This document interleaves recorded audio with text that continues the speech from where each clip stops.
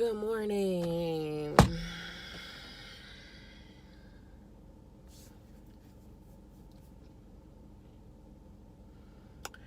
I will say this particular video is a bit harder than the others because I'm going to be talking about something that has been an issue in my life for a very long time and something that I'd never admitted out loud until recently, even with my spouse, who I've been with for like 8 years, 7 years, something like that.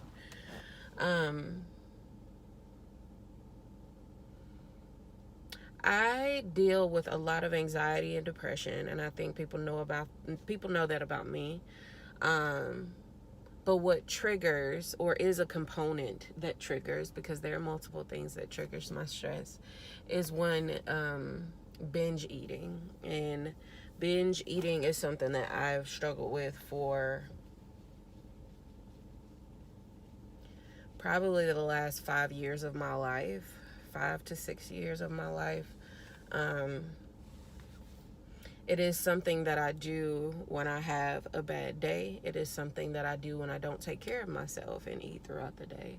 It is something that I do when I'm even feeling elated and happy. And it has been such a detriment to my body, to my mental health, and trying to make it throughout the day. And it hasn't been that I haven't let it affect me as much at work, but it has happened recently where I spent 45 minutes in my car having an anxiety attack and then choosing to go binge on breakfast food. And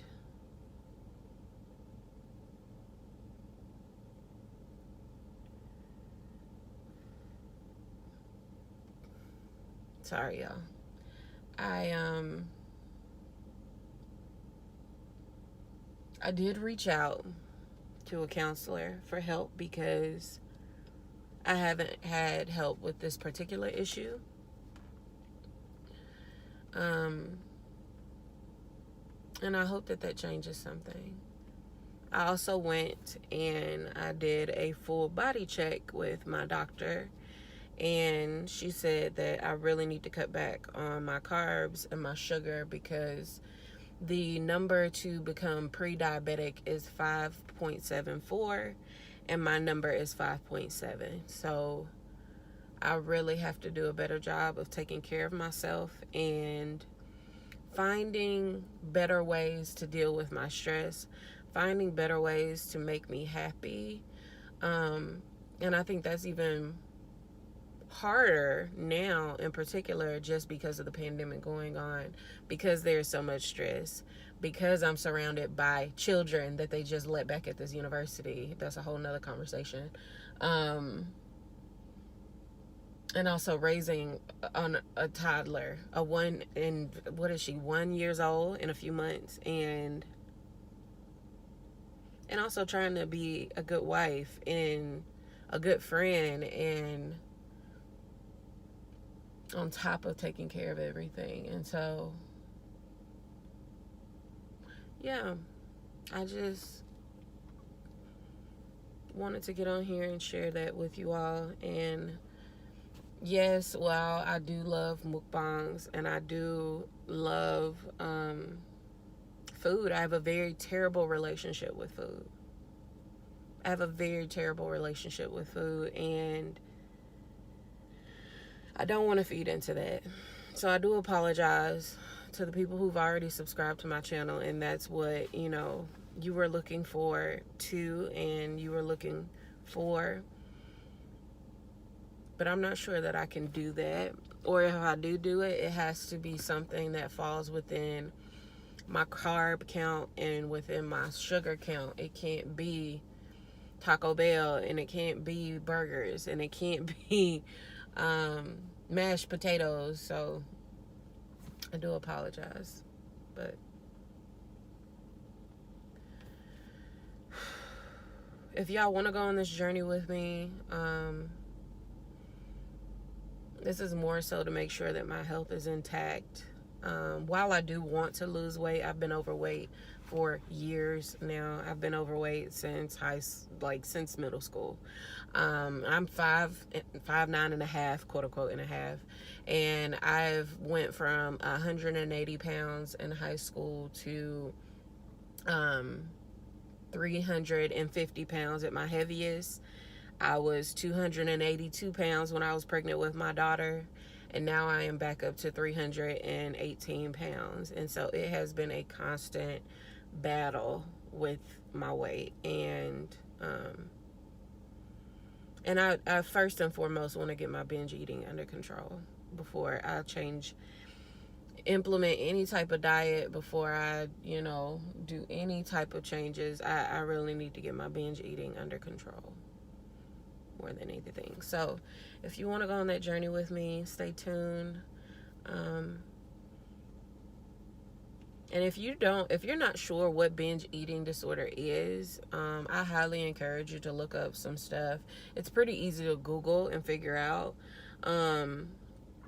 I can only say how it personally shows up for me, and that is whenever I am feeling stressed, or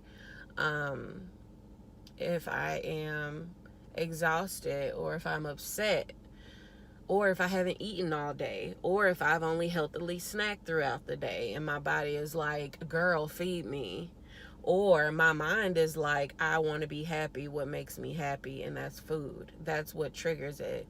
And then once I binge on whatever it is, whether it's a burger, whether it's fries, pizza, tacos, whatever, I feel hella guilty after eating all of those things and feeling disgusted with myself. And so that's where it's problematic. It's also problematic because I used to go purchase things and would ball it up and hide it in crevices. And I would hide it in crevices so my spouse wouldn't see it. And when he found it, I was so scared of his reaction, because it's almost like an addiction, right? It was normal. It's not normal in any capacity. But for me, I tried to normalize it because I'm like, oh, nobody can see me. But it's not right just because people can't see you. It's not normal just because people can't see you, And so, I don't know. I can have this conversation now without crying, which is the first time I'm talking about this without crying. And I think it's because I'm looking at a camera, and I do know that people are going to watch this and going to see this, but I don't know. It's easier to admit when I'm alone. But yeah. And I've also learned that I can't soak in it. What's done is done, and I need to move forward. I need to take care of myself better. I need to treat my girl right, and so I'm going to try my best. And y'all stay tuned if this is something that you're interested in.